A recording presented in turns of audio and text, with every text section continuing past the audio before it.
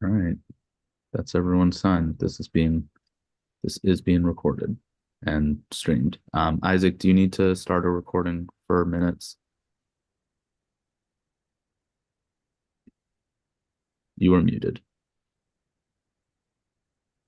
I'll pull from the live stream as well as voice memo here, but yeah, I'm good. Okay. Okay, well then, Sean, are we good to go? Alrighty, good morning, everybody. On the last day of a General Assembly session, and I'd like to call to order our first quarter one meeting and ask for Charlie Conrad, Chair of our Veterans Caucus, to lead us in the Pledge of Allegiance.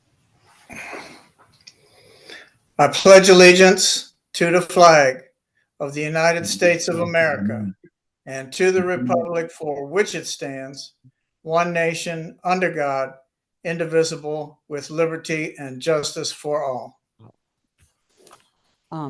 Thank you so much, Charlie, for that. I will now call on our esteemed Secretary, Isaac Sarver, for the roll call.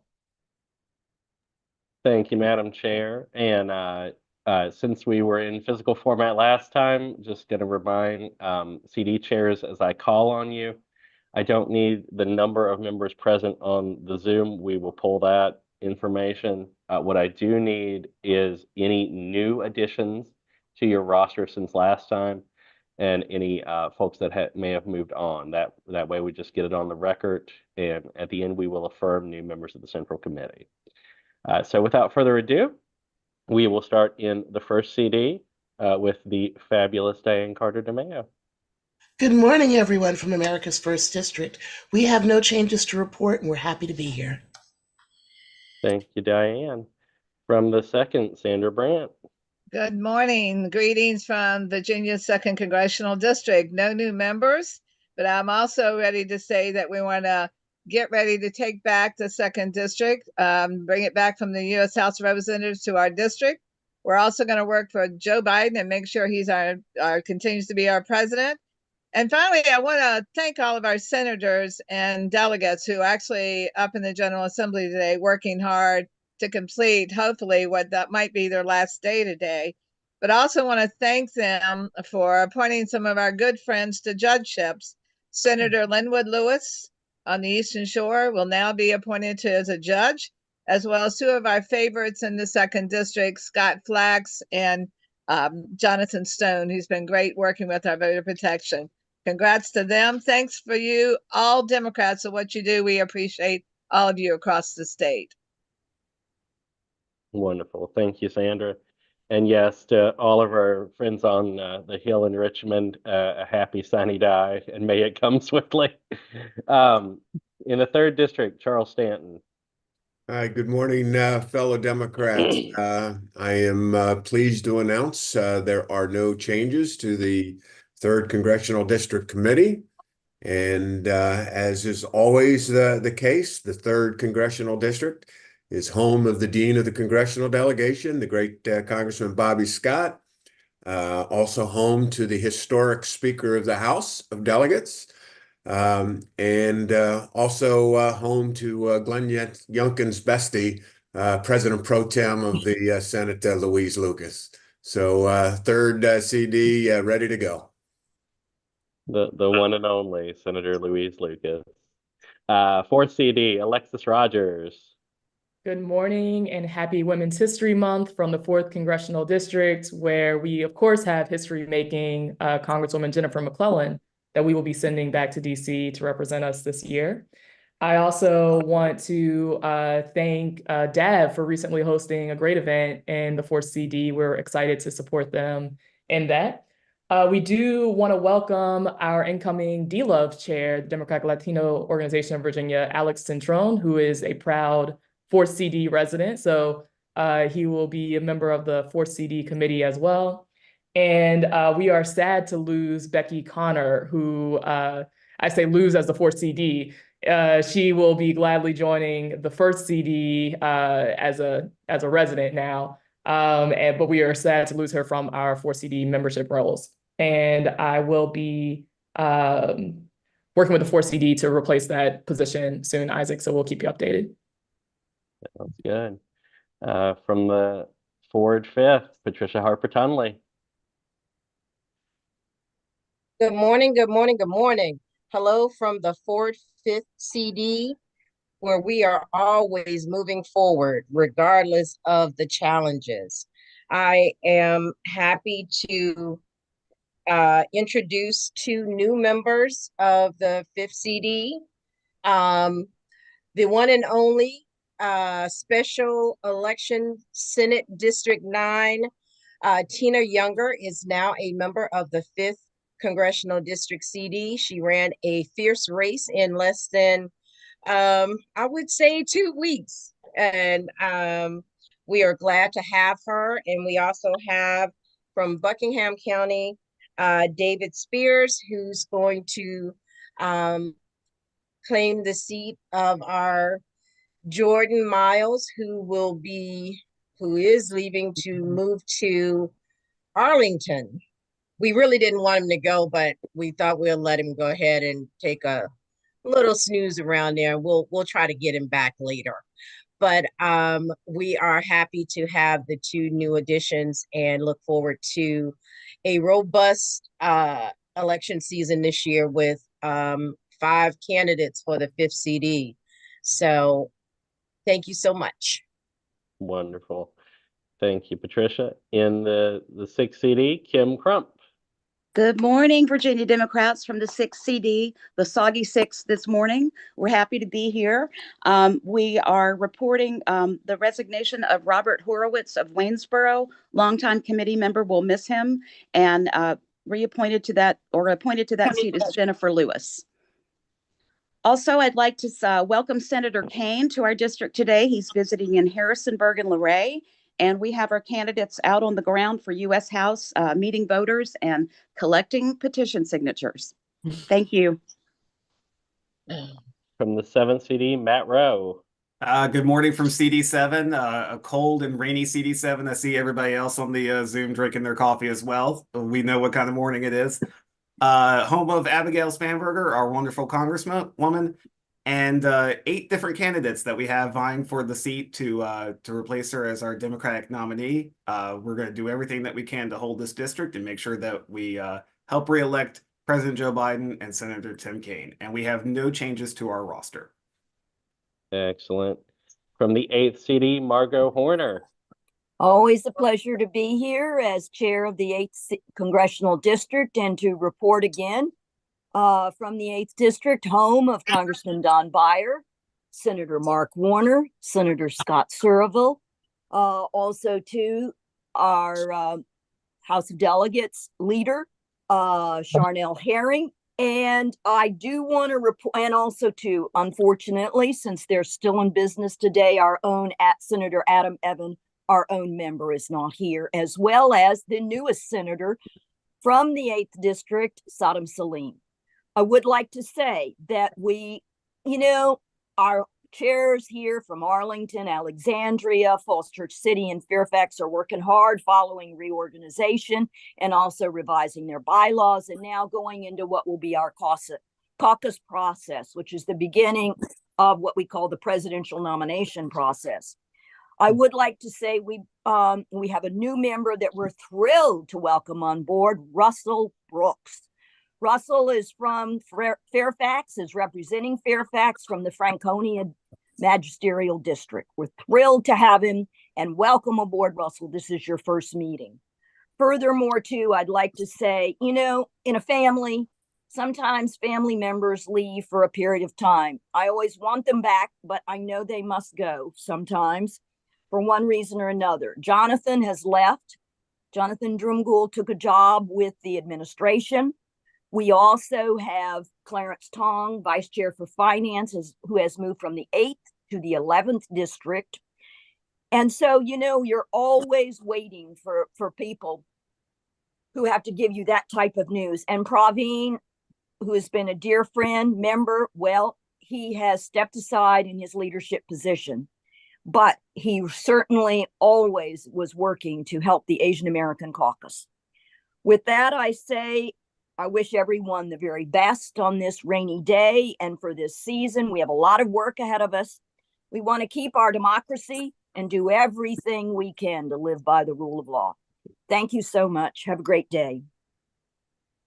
Thank you, Margot. And then from the 9th CD, our new chair, Rebecca Daly. Welcome, Rebecca. Thank you. Thank you. We're trying to do great things on the Fighting Ninth. We're basically experiencing kind of a rebirth here, and we have a great team.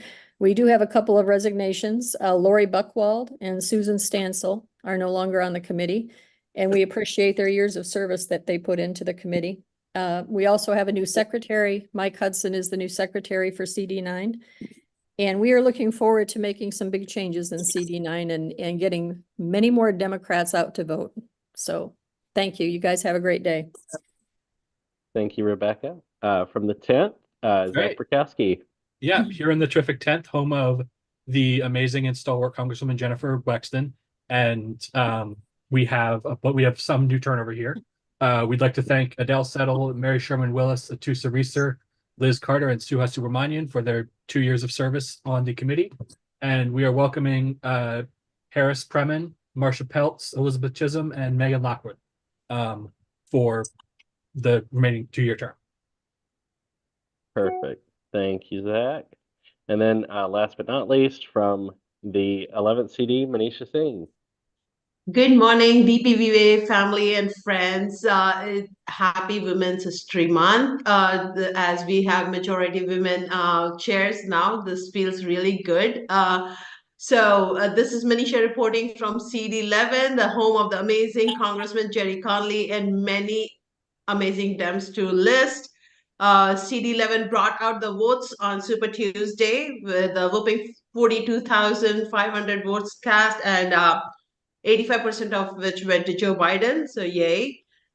In September, we gained the chair of Young Dems. We got Matt Royer from 8th to the 11th, and now we gained Clarence Tong, the vice chair of finance, DPVA vice chair of finance.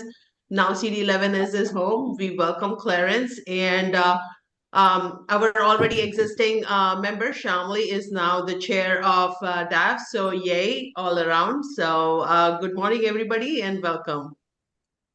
Thank you so much. And Madam Chair, just confirming our new members, Tina Younger, David Spears, Jennifer Lewis, Russell Brooks, Harrison Preman, Marsha Peltz, Elizabeth Chisholm, Megan Lockwood. The ex officio members we will transfer over, but they're already on Central, so we're good. I would seek a motion to add those 7 individuals to our roll.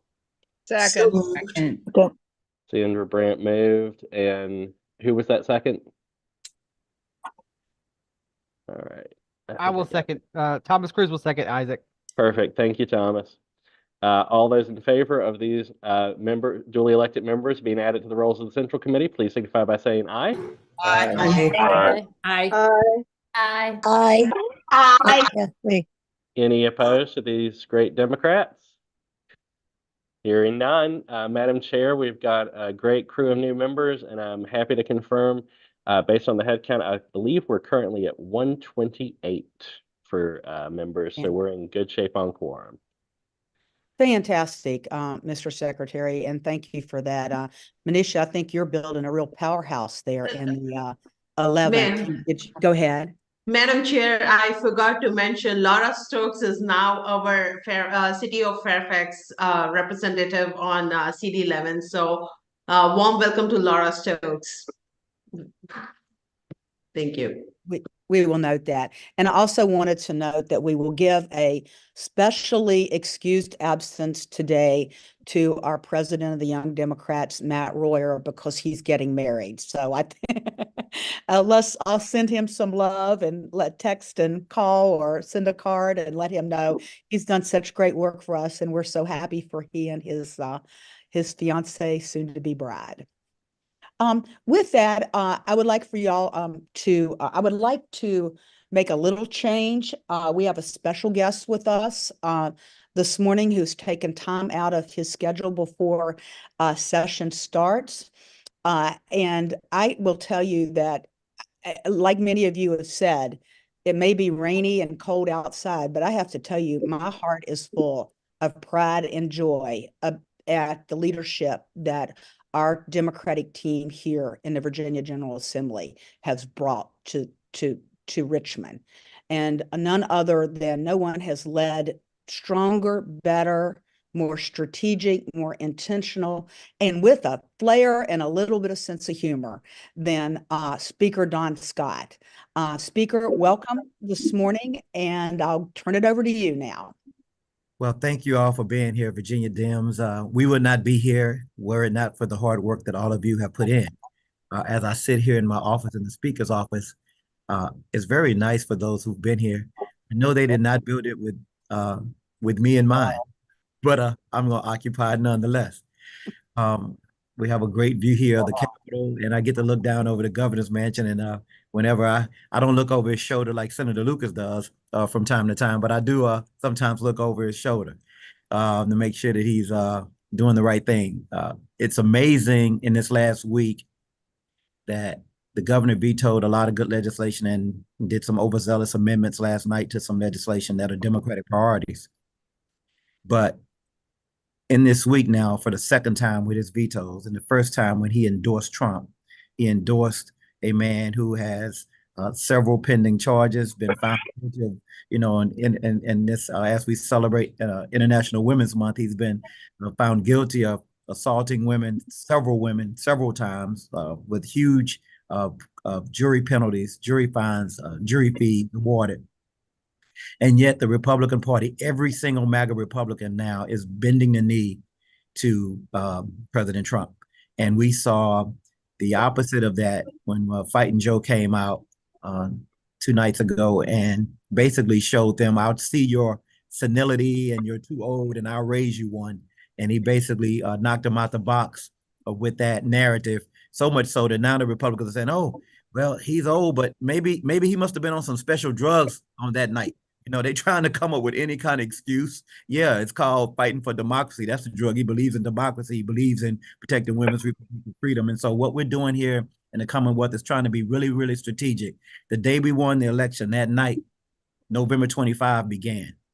And that's the way we need to be thinking. If we want to have sustained majorities so that we continue to win, we have to be thinking strategically about what the next election looks like as we try to accomplish getting our work done with a very, very nice, but very poor governor. He comes across nice, but he doesn't know what the heck he's doing. And it's been demonstrated. I've been trying to, I've only been here. This is my 5th session, making no excuses, but I enjoy watching Senator Lucas take him behind the woodshed and spank him. And I just continue to be, hey, I'm the nice guy, y'all. Just, we can talk. I mean, I just let Louise just smack him around all day long. And it's really sad. I told Louise if she keeps doing this, then she's gonna get assault and battery charge the way she beating this man. But at the end of the day, we are going to continue to be very strategic, very intentional about the things that we're doing as a caucus. I've been blessed to have, everybody thought when we came in, this is the last thing I'm gonna say, when we came in, everybody said, oh, it's going to be a mess. They got all these new people coming in. It's going to be disorganized. It's going to be chaotic. They're going to be undisciplined. And it was exactly the opposite of that. We brought in an amazing group of very diverse members of our caucus. I would be remiss if I didn't say the majority of our Democratic caucus are women, and they're strong women, and they have a strong voice, and they know what they want. And we are working together to make sure that we continue to move this thing forward. And so we have been anything other than, you would be surprised. We have freshmen who are running committees and precisely and surgical and getting things done in a professional way. So I just want to make sure that we understand that, and we're going to continue to do that into the next year. And I'm looking forward to working with y'all and seeing y'all this summer at the state convention and continue to put that work. And I want to thank Susan and her team for giving me this opportunity to work with y'all. I got to go back and look at these bad vetoes and amendments that the governor's done and get ready with my Senate colleagues now to figure out how we're going to continue to keep our voters engaged. The reason we will lose the next election or not this in 24 will not be because we don't have the right candidate. It will be because we are not working hard to make sure that we're getting our messages out. We have the right message. I'm tired of people saying Democrats don't know how to message. We have the right message. Stop complaining about our message is right. We have one guy who's 81 who believes in democracy and freedom in America. And we have another guy who's 77. He's not no spring chicken. He's 77 years old who believes, he just said his best friend is Putin. So I think, you know, and wants to take us backwards and suspend the Constitution. So we need to be very clear on who's fighting for who. And if we continue to do that, we'll win the next election and stay message disciplined. I told our members when we were running, doors, dollars, and discipline. Message discipline is the key. And I would say this, I told members, you need to say the same thing so much that you hate yourself because you know what you're going to say. So that's the kind of discipline that we need to continue to have. And I want to thank y'all for having me today and thank Susan and the team. And I wish y'all the best. And I hope y'all have a great Central Committee meeting here today. Thank you. Thank you for joining us, Mr. Speaker. We really appreciate it. And thanks for firing us up. I look forward to campaigning with you, you know, from here on out to make sure we do reelect the president and Tim Kaine and our all great congressional candidates. But I really appreciate everything that you and the leadership team have done to keep Virginia moving forward and actually to show Glenn Youngkin up for the, you know, MAGA Trump lover that he is. That's important too. And, you know, for all the pretense that he has tried to be, I think, you know, there's a lot of buyer's remorse out there right now. And thank you for, you know, calling him out on that and showing him up on that. He's got a lot of decisions to still make about bills.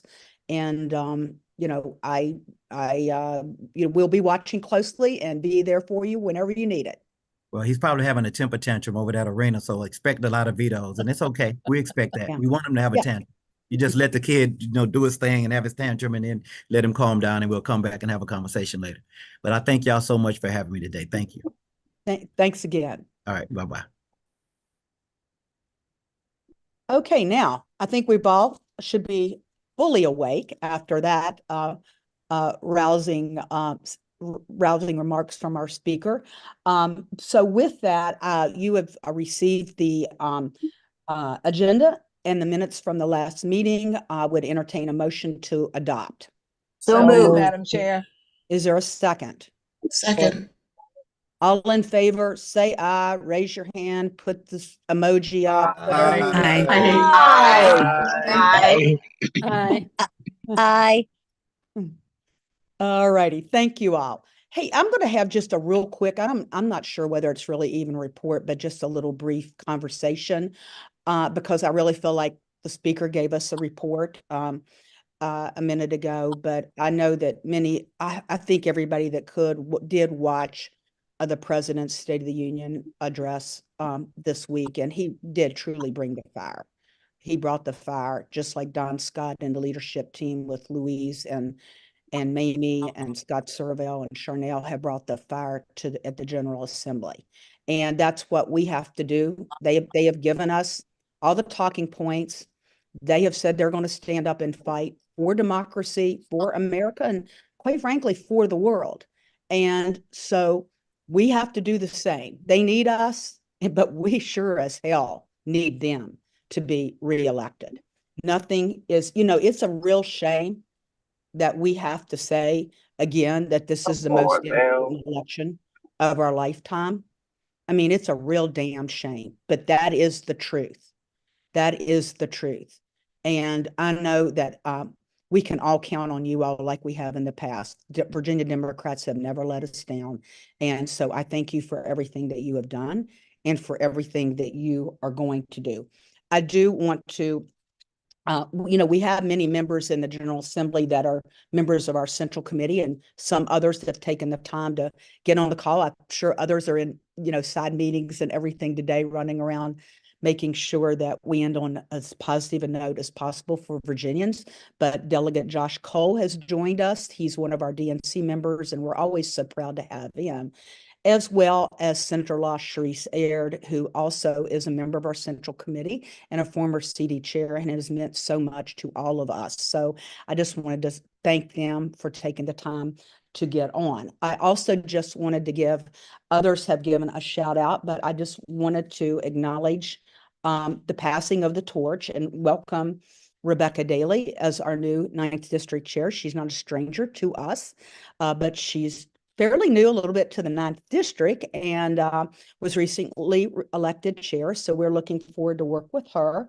and Shamli Hoth as the chair of DAV. And I echo whoever, Alexis, I believe, that said, what a fantastic DAV reception week before last in Richmond. That was incredible. We love Praveen. He did a great job. He's got a new baby and he needed a little time off, but I know that Shamli, that it was a seamless transfer, and we look forward to working with you as well. And Alex Citron, really look forward to working with Alex. Really proud that, hated to lose Jonathan, but really proud of his new career and got a job in the Biden administration. But Alex has stepped right up, and I see Alex, I've seen him down here at the General Assembly. He's working for Delegate Michelle Maldonado, doing a fine job there. But we look forward to working with you, Alex, on the D-Love front as well. So with that, we've got a whole lot of stuff going on, and I'm just going to go ahead and turn it over. Well, I'm going to say one more thing, because Sham's going to give, if Abby's not on, I'm not sure who is, at some point here, the treasurer's report. But I do want to start out and say, this is my 8th, well, I will be, in a week, it will be my 9th year as party chair. So I've had 8 Januaries as party chair. January typically, and February somewhat, has been our toughest financial month. This year, we exceeded expectations by a lot. And it's through the good work of all of you all and the team, the finance team, and Sham, just group effort, that we were able to do that. And so I'm really going to say a special thanks when that team gives a report today. I hope this is a trend that we will be able to keep up, but it was really great to see, because we usually have to make sure we have a little bit back to make sure we get through January. And this year we just knocked it out of the park. So with that, Sham, I want to turn it over to you for the executive director's report. Good morning. Hey, Sham, I forgot to say one thing. Oh gosh, and I'm just going to say it now, and without objection, I meant to say this in the beginning. In the adoption of the agenda, I have Margot, the CD chair in the 8th, our lovely Margot, has asked that we hold the Craig Hines Memorial Resolution to the next meeting. So without objection, we will do that.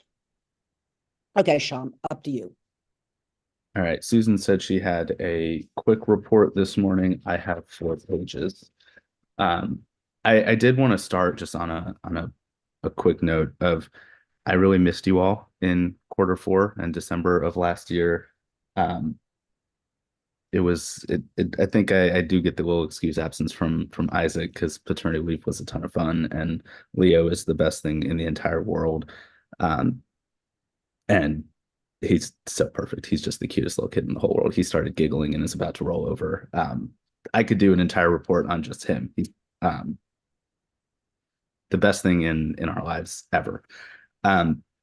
But because I missed Q4 and a little bit of time in November and December, I did want to take a moment to just point out that I spent 7 years on the having the executive directors, whether it was Chris or Becca or Andrew, talk about just how amazing the staff is on this team. And I think you always heard that as political director or deputy day director, and you kind of thought well, that's great. I'm glad, I'm sure every ED says that.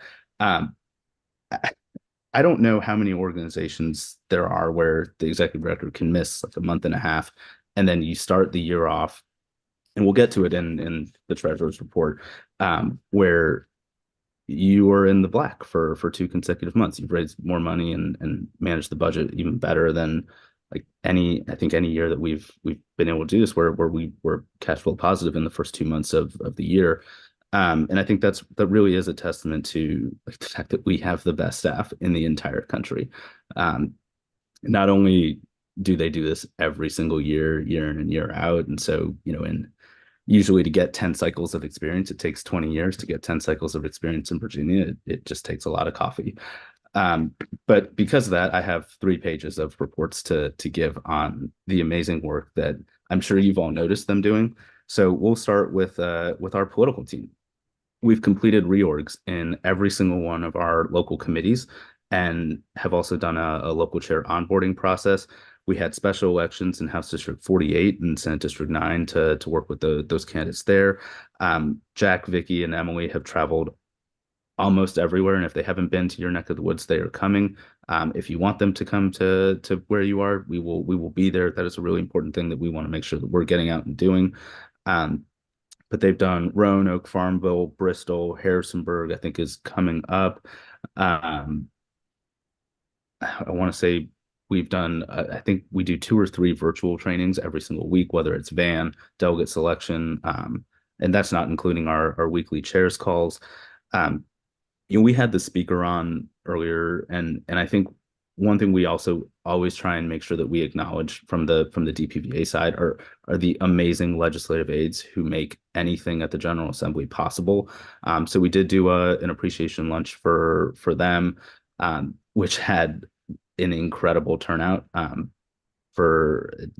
Once we get folks on the floor, the LAs have a little bit of time, but some had to leave because they're always writing memos and they're always working incredibly hard for all of us.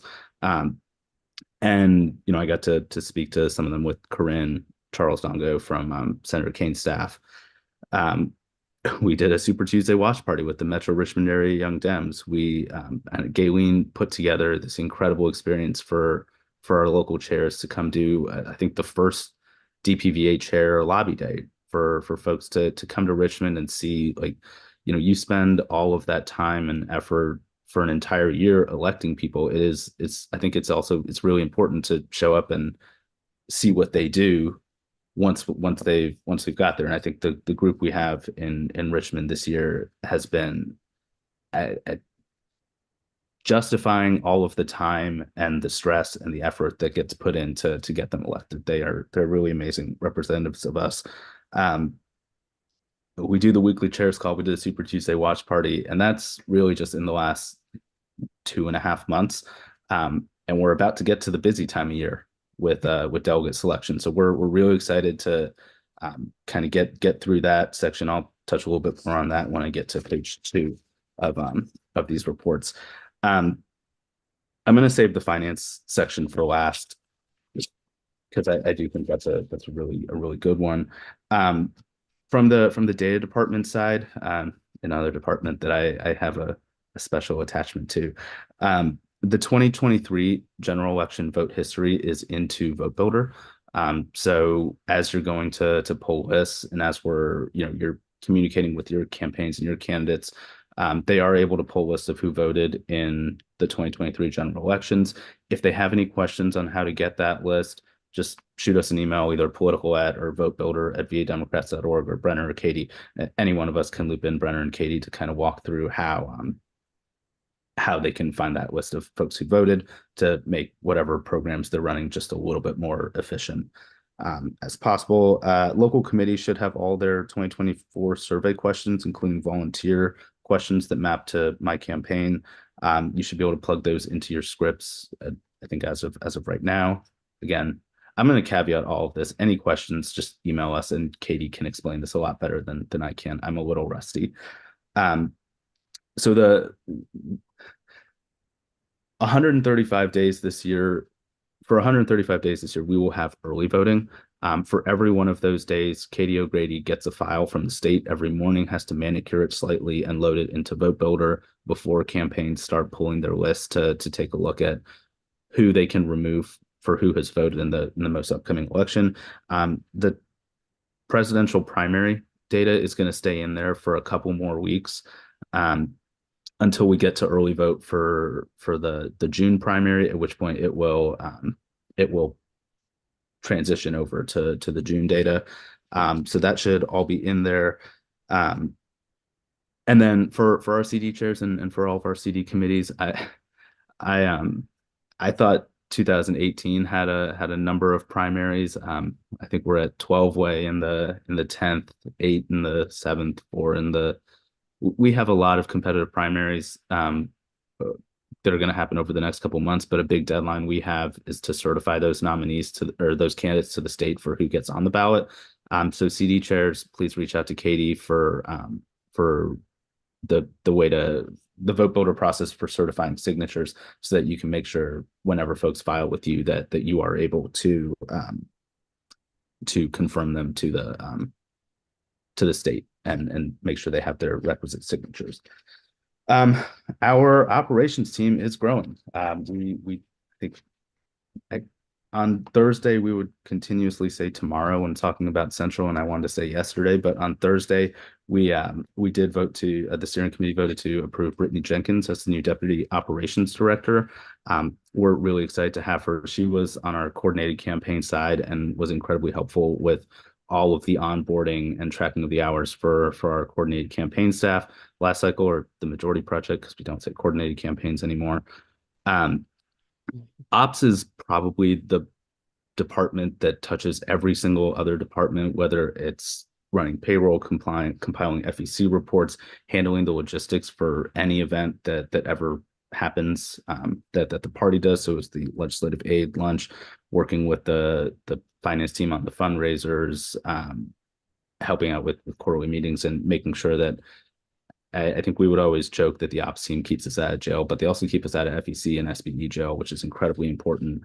And we have just look, I say this about all of our departments, but we also have the most talented ops staff in the country. They are fantastic. And I don't know that I would have less hair without them. So I know that's true.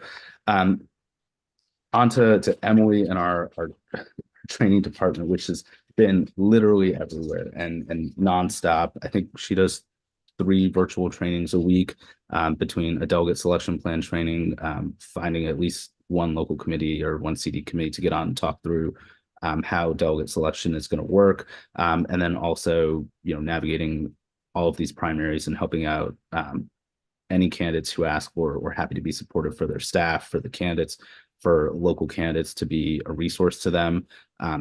I know in a lot of places we have cities that are holding their elections for the first time in November, which is totally different than May. So making sure that we're supportive to all those candidates to set expectations early on what a campaign in November looks like compared to May, which is really important.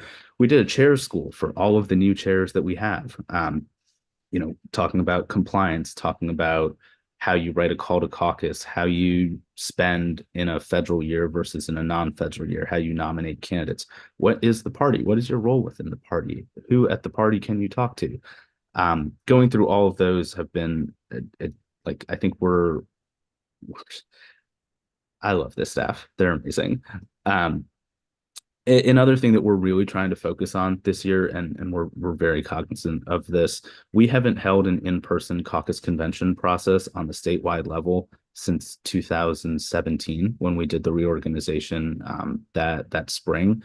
And so making sure that however often we can get in front of people to talk through what being a caucus participant looks like, what being a state delegate looks like, what being an alternate looks like, a national delegate, presidential elector, but also for our chairs at the local and the CD level, for how you run a convention, how you run your caucus, how you navigate temporary to permanent committees, how you get through all of these things, is a really important thing that we're working on, so that the more we can do on the front end, the cleaner things will be on the back end. And then so we have our lead voter access attorney, Nico, who we kept on from the 2023 Majority Project program. He's been following a number of the bills through the General Assembly to make sure that our voter protection program for this fall isn't, that there is an up-to-date memo for whatever that program looks like, where they have all of the new bills, all of the new laws, all of the new processes, so that we can start planning and start thinking through how we communicate to voters any changes or any administrative changes that are coming their way. We've been managing the hotline that I think has been it's one of the things that we got our first hotline number in, I want to say 2015 or maybe early 16. And since then, every other state has also gotten theirs. So making sure that we continue to manage that and that it's staffed during general business hours and polling hours every single year is really important.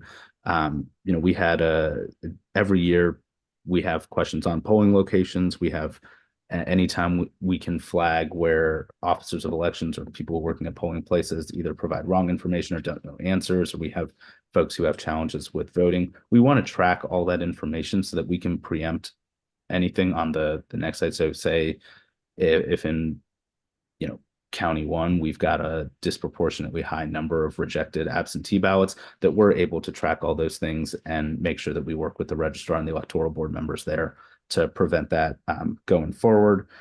And then just to wrap on this with our finance team, it's really just Victoria at the moment. We had an amazing fundraiser on January 4th with Secretary Ann Holton, and I believe, Susan, was Senator Kane able to come to that? That was 2 months ago, and I think he was. Yeah. Okay. Yeah. So Senator Kane was able to come to that one as well. Over on Monument Ave, it was a great little fundraiser that we had there. And then this past Saturday, a week ago, we had Shum, excuse me, he and Congresswoman McClellan. Congresswoman McClellan it's been a while since I've had uninterrupted sleep for an entire night. So everybody give me a little break there. We had an amazing event with Governor J.B. Pritzker last Saturday over at the Army Navy Country Club in Arlington. We're launching our state convention, national convention packages, and trying to plan for what's going to be a sort of BCG in June that I think if Susan wants to talk more about later, she's more than welcome to. And then, also, trying to diversify our fundraising sources through direct mailers, through whatever administrative programs we can run, and, revamping the store, and also like expanding further into different types of digital fundraising to make sure that we can do all of the other things that are in my 3-page report from everyone on staff. They've been incredible as a team, and I think I hope you all feel the exact same way, that like we just have the best staff that we I say ever at DPVA, but I was also part of that. So we have always had the best staff in the world at DPVA, and I really appreciate them, not only for all the work they do day in and day out, but for the time that I got to spend with Leo and not answering calls because they just had everything under control. So with that, I believe that is my report. Also to all of you who helped out in that time, and to Clarence and Gayleen, and I see Sandra and Rebecca and Diane, like the entire steering and central committee. Like, I really just appreciate all that time. He's so cute. He's literally the cutest kid in the whole world. And I know everyone says that, but I'm right in this one. Well, Sham, let me speak as an objective, somewhat, Aunt Susan here. He's cute. We all know that. And thanks for that really fantastic, thorough report. I think you all can see that the team is hard at work every day trying to elect Democrats and build up our party. Let's see. Is Abby on, Sham, or? She's not. She got home at 2 a.m. last night and has a cold and said she wanted to sleep, and that I can give her amazing treasurer's report. Okay. So really what we're learning is that when I miss a quarterly meeting, I just want you all to hear my voice, which is why I'm talking so much. So I'm just going to read from our finance report. So the DPVA's Q1 financials were very, very strong. As of March 7th, the party had raised $315,000 in core income compared to $287,000 in core expenses. Core being the functions of our administrative staff within the 919 East Main Street area. So with 2 large events in the first quarter, a growing digital program, and a healthy JFA pipeline, so our joint fundraising agreements, the party has been able to stay in the black despite some of our large annual expenses hitting early in the year. Nearly 2/3 of all our income in Q1 to date has been the result of direct fundraising and outreach, which again is a testament to all the calls Susan makes, all the calls Clarence has made, all the calls Vicky makes, and just like the most talented team that they're great. The rest we've been able to retain through a few larger administrative refunds. I think we get a healthcare refund at the beginning of the year, and then rent and a few different credits. We expect our pace to continue throughout the end of Q1 and then to honestly ramp slightly into Q2 with some of our convention activities and events over the spring and the summer. We are expanding our digital program and bringing on new partners to help us kind of expand into different types of digital fundraising beyond just email. So that's, texting, email fundraising, and then also how we can kind of expand to some of the targeted digital ads as a way to grow lists and do some things more organically. On expenses, as is generally normal for our party, the largest expense is for us is staff, which is a little over 70% of our total costs.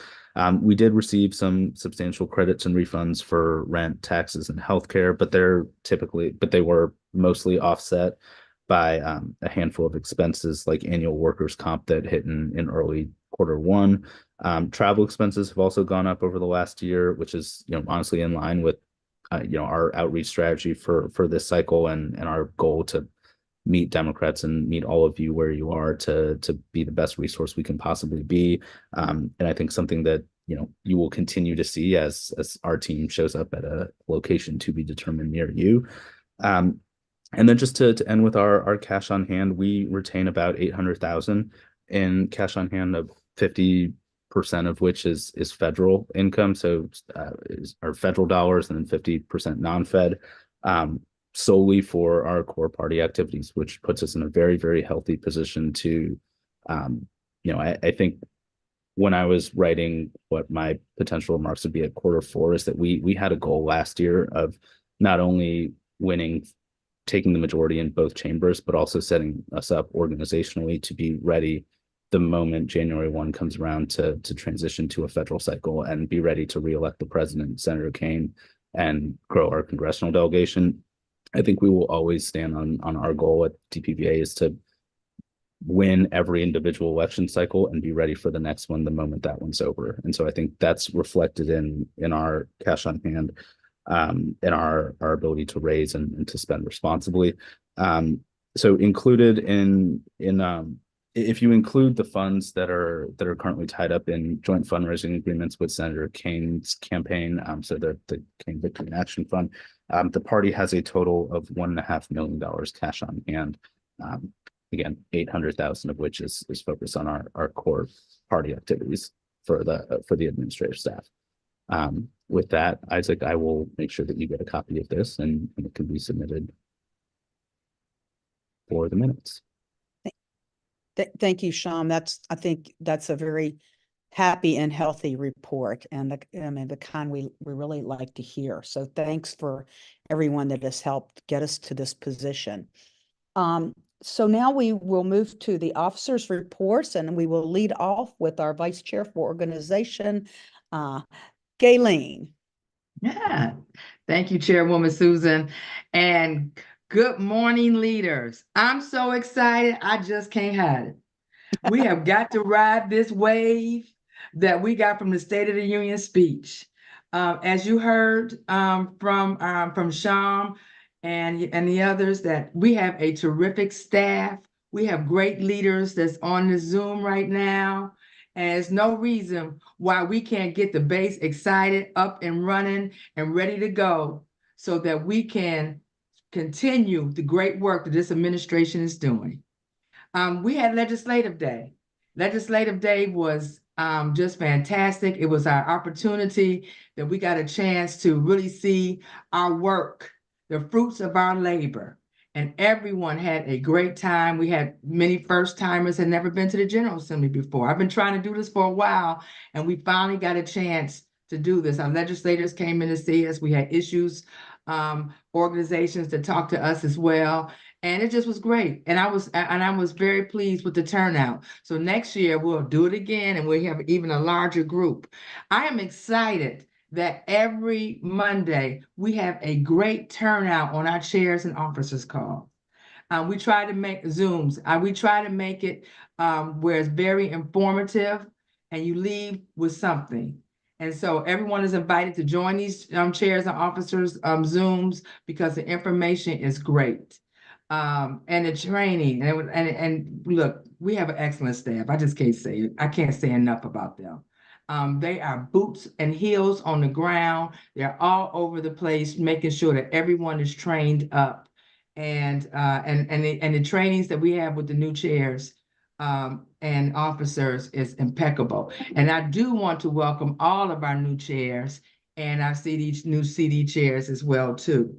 Now, the charge. The charge is this. Let's ride this wave. Let's ride this wave and register people to vote. Let's use the delegate selection process to expand our base, to recruit new members to our committees. This is the time to do it. Let's brand our local committees. Let's brand the Dicker Democratic Party. Get t-shirts made up, get stickers made up. Stick everybody you see, wherever you are. And recruit members, and recruit members. I can't say it enough. This is the time to fundraise. People are excited. They want to donate. So have your fundraising campaign. Always remember, follow the federal laws because we're in a federal campaign. And with our senatorial and our presidential elections, we have a federal. We don't want anybody going to jail or get fined. So please follow the laws. And we have a terrific operations team that can help you along with that. I want to also say that voter protection is going to be critical in this election. We have got to make sure that we get more election officers to work inside the polls that's not afraid to stand up to these MAGAs that's going to be working inside the polls. And we're going to need to have also poll watchers and people to work on the outside of the polls doing early vote, because early vote is going to be critical in and coming up. It's going to be early, 45 days earlier from the November election. So we just have finished the March primary. We got the June primary coming up. This is a great time for us to do a dress rehearsal on voter protection and recruit members at the polls and get signatures. Beforehand, make sure you get signatures for your congressional candidates. You should be doing that now. And this is another way that you can also recruit members. I can't say that enough. This is the time for us to expand our base. Have your happy hours, have your breakfasts, start something new. This is the time to do it. So I just want to leave you with this. I'd rather have a president that has 81 years behind him than have a criminal with 91 criminal charges ahead of him. Now take that and put that in your pipe and smoke it. And let's go out here and let's energize the base and let's win. Thank you very much. Gayleen, I am going to steal that line. That is a great line because it says it all in just a very short, succinct, and true manner. But I also want to thank you very much for your friendship, your partnership, your mentorship, not just of our young staff as they come on, but also the mentorship you provide to new chairs and members of the committee, and anyone that wants to get involved. You've always been there, and I just am so appreciative of your leadership. Thank you. Thank you. And we'll move on to the Vice Chair of Rules and Resolutions, Mark Burkowski. I love how I always have to go after Gayleen. It's tough, isn't it? I know I would not want that job. But all right, so my report's going to be somewhat short, but I just wanted to sort of highlight the fact that we are working very hard in preparing for the state convention. I know that I know Sham has made a site visit to sort of take a look at, what things are going to look like, for convention and things that we still need to do. I would just really encourage folks to help out with your with your district conventions. There's a lot of work that's involved with those, as is obviously state convention, but we have the best staff around, so I'm sure that things will be really smooth. And I just wanted to thank reiterate what Sham said. I think our staff is doing a great job here, and then we're really working on finalizing rules and so forth. And so and then the other thing that we have is we have had a submission for a memorial resolution, and that memorial resolution is for Emily Beer. I see that it's further down, Susan, on the agenda to discuss that. Do we want to bring that up now? Without objection, we can bring that up now if that's Okay. all righty. Go ahead. So I'm not gonna, everybody got sent the resolution, and I don't think everybody. I don't think it's necessary for me to read the whole thing. So I think it would be more impactful to have people talk about Emily. And I think Isaac was one that had some stuff that he wanted to share. So Isaac, I don't know if you're on. I am. Wherever you are. Okay. And I will do my best to get through this without breaking down. So Isaac, you take your time. We are all grieving this loss, but I know it's particularly hard on those of you who knew her first through the Young Democrats. So you just take your time.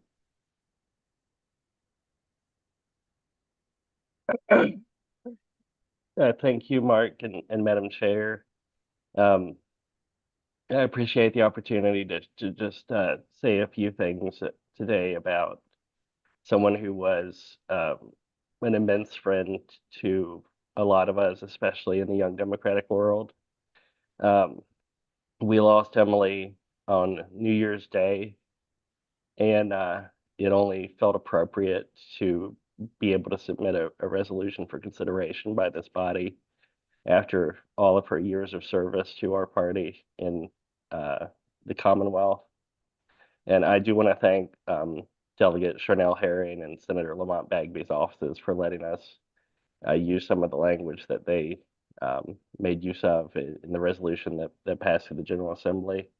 My story with Emily is about 13 years ago. We met in Louisville at a Young Democrats of America convention. And I remember at the time being very intimidated because I knew her as this very feisty Texas Young Democrat who had a DNC political desk job. And everyone I met referred to her as the brains and nervous center of YDA because of how she was in the center of that universe and being someone that the senior members would go to for advice and counsel. And about a year after that, Virginia got to claim her because she came to work in the first CD for Adam Cook as a staffer and helped get the signs out. And I still remember some of those early conversations when she was getting her sea legs in the Northern Neck in Fredericksburg, which is, of course, its own unique part of the Commonwealth. And she stuck with us. 2 years after that, she came to Delegate Herring's team. And then I think the role that a lot of people know her from the most is, she had worked at the House Caucus and handled member services, which was a bit of a catch-all role. If you needed graphic design, if you needed help with your mail, if you needed a room at the homestead for retreat, if you needed, just someone to vent to, she was that person for a lot of our members and legislative aides. And, more than that, she was an extraordinarily talented graphic designer. She gave very freely of her time and talent, helped a lot of first-time candidates starting out, some nonprofits that she was passionate about. My logo for the DPVA secretary races was hers. And, our friend Baber Latif in Prince William, the logo I think she was most proud of is his school bus that he used in all his early campaigns. She would always come back to that. And I think he announced yesterday, and I saw her hand in that logo. And you can still see her in so many General Assembly member offices and out in the community. And I remember each presidential cycle, like we're about to go into, she would extend an offer to any young Democrat that wanted it. If they wanted to run for national delegate, she would give them a logo because she wanted them to be able to participate in our party processes. And I think that really speaks to the kind of person that she was. She was very infinitely considerate, and she had a need to know. She would work to get to know what you needed, and she would try to lift you up. She showed that love to her dog, Honey, which I think many of us have seen. She would post him on social media, and it didn't matter if you had a title, or if you were her barista at Starbucks, or if you were this first-time young Democrat, or if you were a senior member of the General Assembly. She would really drop everything and help you out if she could. And I know even on this call today, there are a lot of young Democrats that benefited from her mentorship. People like Lindley Thorne in the 6th and Darren Hayes in the 4th. I believe Jack would say the same, and myself, and I'm sure I'm leaving out dozens of others. And 5 years ago, the YDA made her a Young Democrat for life, and I can tell you it was the most richly deserved honor, because she did exemplify the best and highest principles of what it means to be a young Democrat in that organization. And then the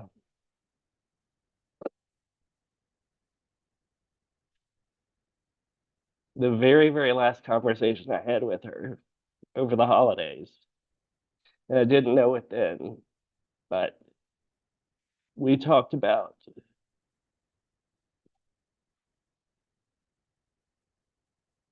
the 12 years since she came to Virginia, and sort of the long arc of the party, and how people come and go and things come and go.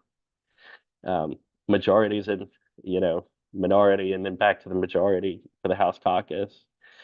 How leaders go on from the Young Democrats and move into roles with the party.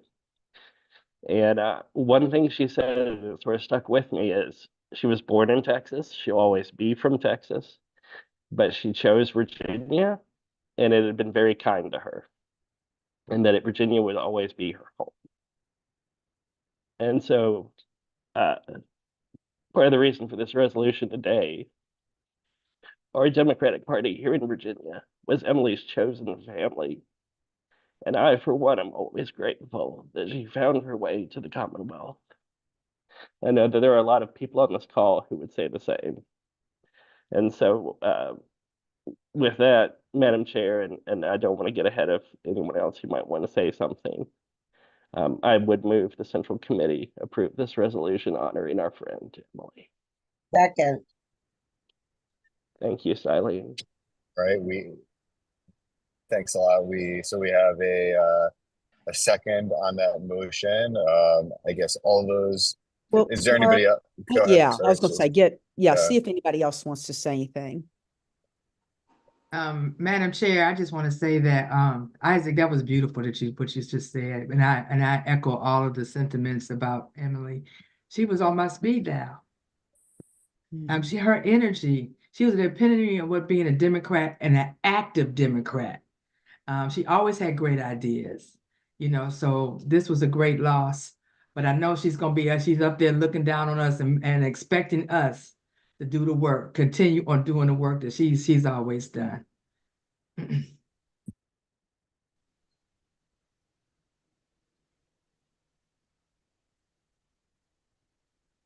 Right. Thanks, Galen.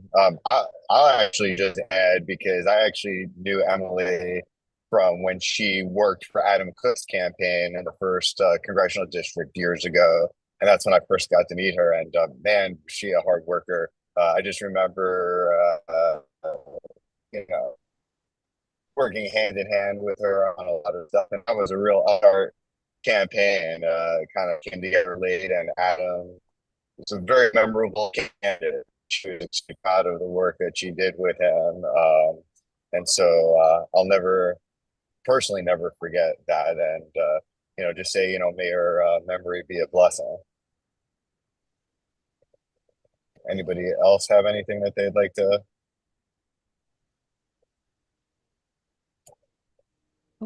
All right, hearing nothing else.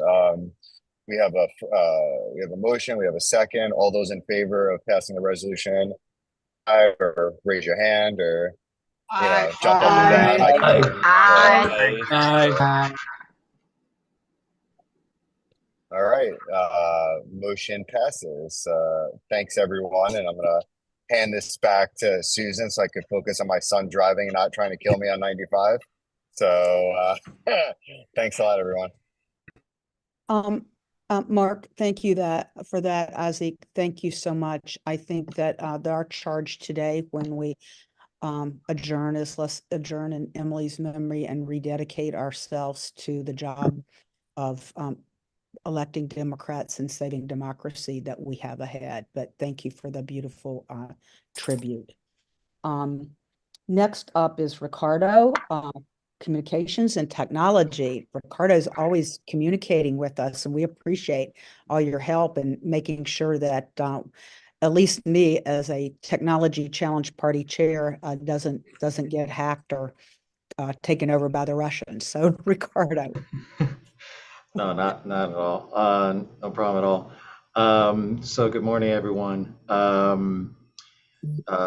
have three quick updates. First of all, as President Biden mentioned at the State of the Union, we're to harness the promise of AI to protect us from peril. And I mentioned this because there's clearly now a lot of buzz over ChatGPT, DALL-E, and other growing AI tools that can be beneficial or also harmful. So I ask everyone here that as the election cycle rolls on, that you verify a credible news source before sharing any piece of news that you may stumble across social media. Credible social news defined as Reuters, NPR, CNN, and others, just not Fox News, because they pioneered misinformation way before AI. My second reminder is my broken record, multi-factor or two-factor authentication. I have been monitoring and have seen postings, and I know that phishing schemes are getting more elaborate. Beyond just checking the email address, which would require you to go in and actively check that address. The fact is that we're all prone to fall victims to these kind of attacks. So multi-factor authentication is your first line of defense. Our emails are our main entryway for any potential PII or personal identifiable information, as we especially get into the season of canvassing, phone banking, and texting. So if you're using not just email, but also ActBlue, Vote Builder, or any of the tools in our democratic ecosystem, please make sure to enable this feature. If you are using your phone, let's say Minivan, for example, on your mobile device, please make sure to have a passcode, Face ID, Finger ID, or pattern to unlock your device. Finally, please keep an eye out for more announcements around services for committees. Some of these announcements refer to longstanding requests. I have been working already with other committees, mainly on hosting transfers, and appreciate your patience as we work through these requests. I've also continued working with staff to continue polishing even more, checking workflows for future events. So as always, please feel free to reach out to ricardo@vademocrats.org if you have any questions, and make sure to follow our GitHub and Substack repository. The links are now in the chat. So with that, Madam Chair, I turn it back to you. Thank you for that wonderful report. And now for the really great report from our finance chair, Clarence Tong. Clarence actually had to hop off at 11 to join. Okay, are you going to talk again, Sham? Nobody wants to hear that, aside from the fact that we have an amazing fundraising program. We are bringing on new digital fund, and it's going to be a very, very exciting quarter too. That's all I got. Fantastic. I will say that I hope the folks that came to the Army Navy club last weekend to hear Governor Pritzker, Mark Warner, Tim Kaine, Don Beyer, and Mamie Locke and Scott Servell, and a band, Jackass Flats, which I said in my remarks was either I wasn't sure if it was named after my bourbon drinking place in Highland County, or it was Glenn Youngkin's EPU code name, but the band was great. So we're doing things a little bit differently, and we got great reviews on it. And so that was what Sean was referencing in about our BCG event. I think we're going to look to do some, new things, a little more creative things. So, your thoughts are appreciated on any of those about how I think although we had speeches, we also had some music and people can mix and mingle. And so, we'd like to hear from you all on your opinions and thoughts on how we go forward with these events. And, we will give also an excused absence to our wonderful President Pro Tem, Louise Lucas. Who's doing the ultimate outreach by making sure that the Blue Brick Wall is ready to stand up for our democratic values. And I will say real just quickly about her, where our office is, so we can see everything over Capitol Square. And I got to tell you, it was a real trip the other day when Governor Youngkin was doing his outside press conference, and then you look up and you see Louise standing at the top of the stairs. And I know you all have seen that on social media and some of the funny things that have been posted. But as usual, Louise won the story of the day on that when the governor, had his little meltdown hissy fit. So we're really proud of her work and in so many aspects. Okay, moving on to general business. I, as chair, am nominating some temporary standing committee members for our convention. And after I nominate them, we will ask for a motion to approve. For rules, Mark Burkowski, Tina Winkler, Matt Rowe, and Abby Easter. For resolutions, Kim Crump, Tanya James, Harry Kana, and Sandra Brandt. For credentials, Isaac Sarver, Sandra Antoine, Ricardo Alfaro, and Brad Skipper. For temporary national platform committee, if you were on steering, I have one change to make from that because I misspoke on one of those when I told you all that Thursday night. But it's Patricia Harper Tunley, Coraine Sains, Gayleen Knoyton, and Tyrone Sims. I would now entertain a motion for adoption of those members. So moved. Charlie Conrad has moved. Is there a second? Second. And it has been seconded. All in favor, say aye, raise your hand, punch a button. Aye. Aye. Aye. Aye. Any noes? And that is, we have adopted the temporary committee members. I have a couple of announcements as we're getting ready to adjourn. As you all know, the state convention is the weekend of June 22nd. And it will be here in Richmond. We will have a steering committee meeting prior to that. This is where we do elect our some national delegates, our electors, and our DNC members. We also are going to have our BCG event after that. And that the state convention serves as our quarter two meeting. So that will be our quarter two meeting. Sean, you've got on here DSP trainings. What is that? I just want to remind folks that we are still doing delegate selection plan trainings, and as you're writing your calls to convention, as you're planning your conventions and your committees are planning their caucuses, if you have questions, please do reach out. It is, again, not lost on us that we haven't had to do these in person since 2017, and you're a little rusty at some of it. So please reach out. We're here to be a resource. And if you have this question, I promise you someone else does as well. So like just ask, and that way we can make sure that we answer it for everybody. Yeah.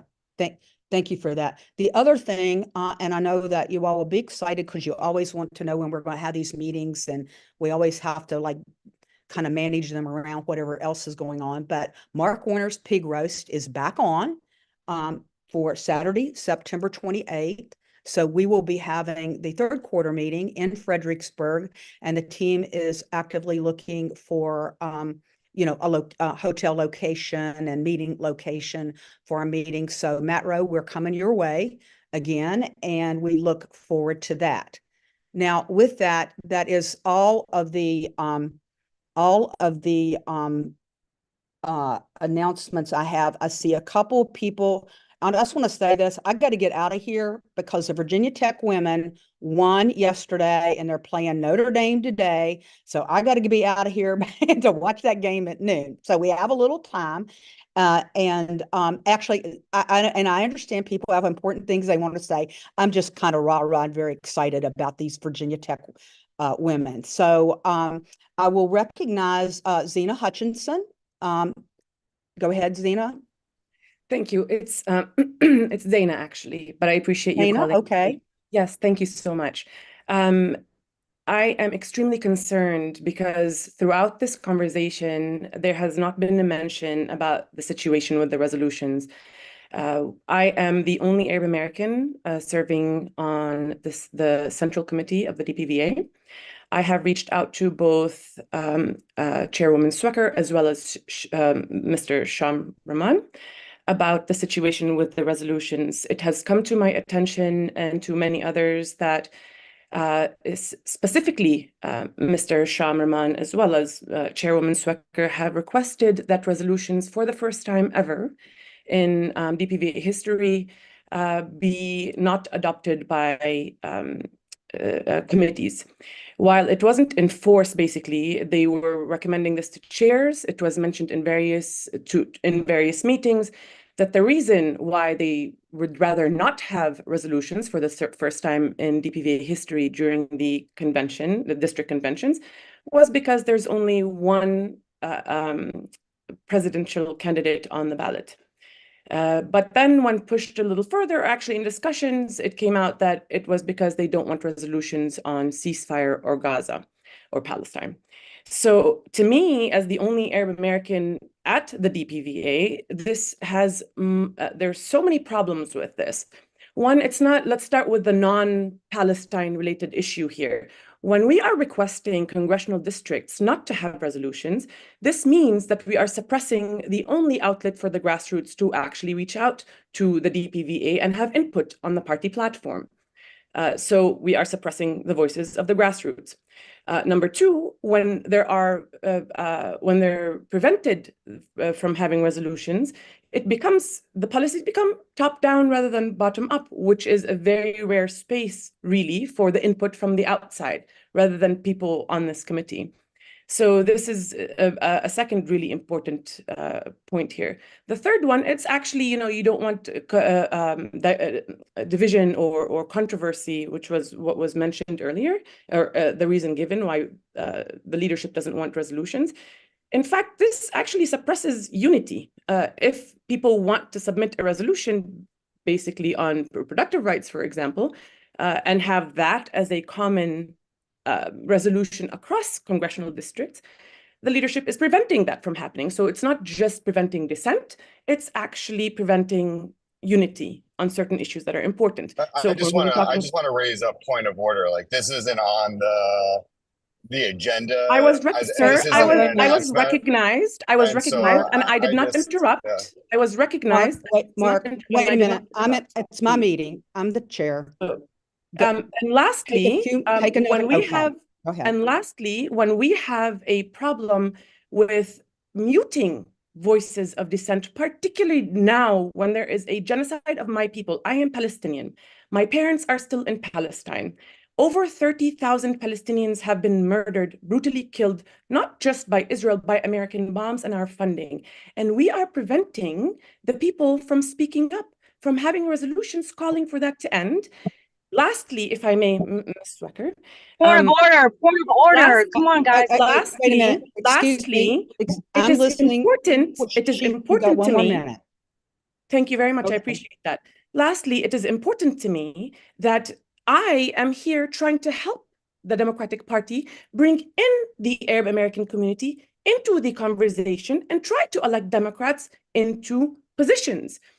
I have nothing to go to my community and say, hey guys, look, they're trying. There's so much on the outside. People are not happy with the Democratic Party. I've tried to get them to join reorg. We are happy with the Democratic Party. Point of order. They're All right, refusing I'm going to to join mute in people. reorg I'm going to mute because people of the if fact that everybody they feel doesn't silenced. Because of the respect fact that they her. feel silenced.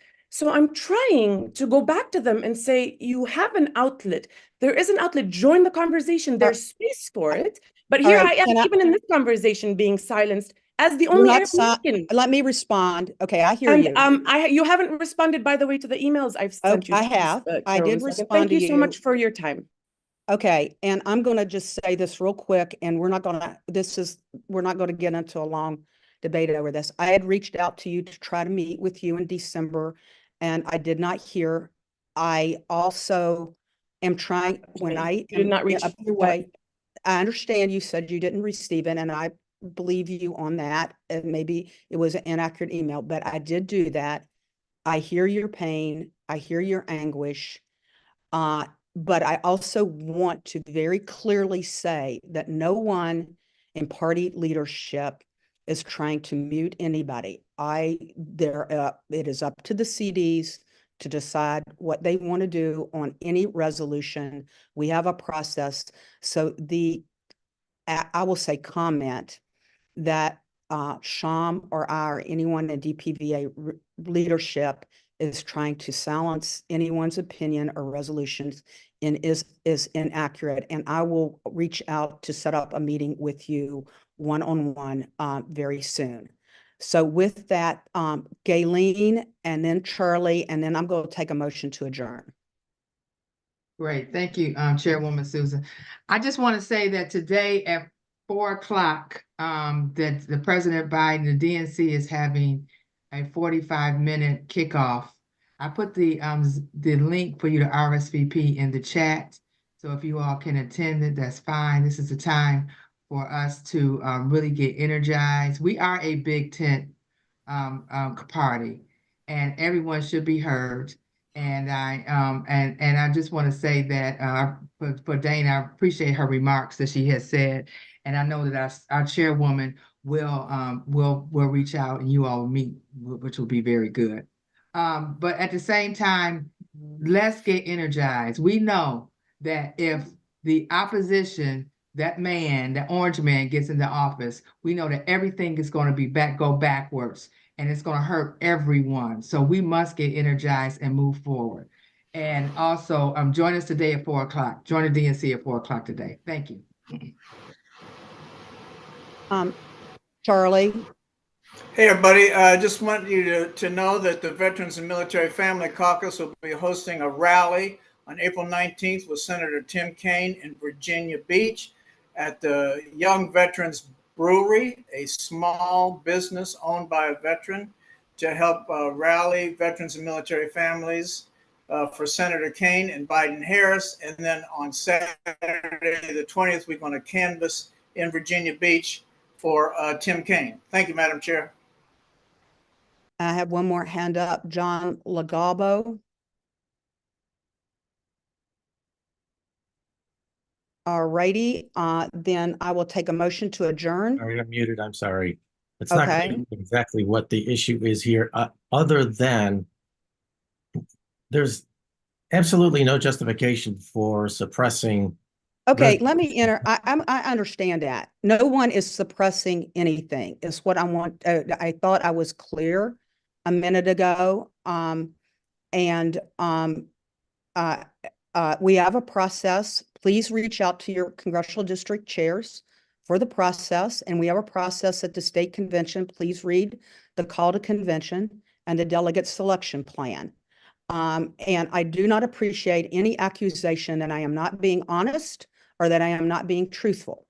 All we have is our integrity and our credibility. And so that is the last I am going to say on that, is that we are a big tent party. We are certainly all in a lot of pain watching, and I know others are closer to it and have family members that know they're in pain over what is happening, and not just Gaza, but in Ukraine too, where, democracy is also on the line with the MAGA Republicans refusing to fund it. So that is the last. This is not an open mic period on this. I just want to be clear. And I really, really, of everything I've been through, do not appreciate the conversation that our team or DPVA is being dishonest and not truthful. So with that, I am very, very glad to, as I said, I will work with anybody. I will reach out to anybody. I am not a foreign policy expert by any means, but we are very happy and hopeful that we all can come to a resolution that works for everyone, because so much is at stake. With that, I will now entertain a motion to adjourn. Make that motion, Madam Chair. Madam Chair, I have one quick Second. announcement. May I make one? I just put it in the chat, or we will send it out otherwise, but so moved. It's been moved and seconded. All in favor, please say aye. Aye. Aye. Aye. Aye. Thank you all very much. We will look forward to